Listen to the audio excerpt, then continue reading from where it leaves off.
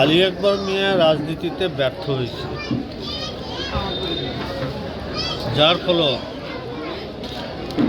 আপনারা জানেন যে আলী আকবর মিয়া বিধায়ক থাকা অবস্থা এই বিলাসীপাড়া পশ্চিম সমষ্টির 33টা গ্রাম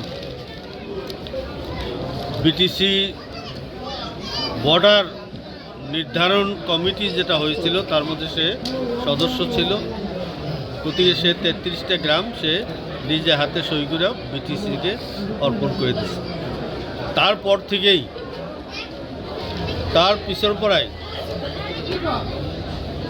বিলাসীপাড়া পশ্চিম সমষ্টির রাইজ তেখেতক বয়কট করেছে।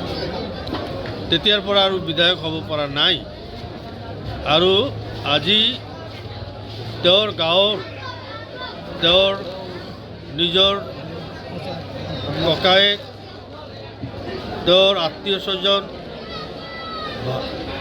গোটেইখিনি মানুহ আজি কংগ্ৰেছ দলত যোগদান কৰিছে। ইয়াৰ অৰ্থ হ'ল যে আলী আকবৰৰ প্ৰতি মানুহৰ আস্থা একেবাৰে নাই।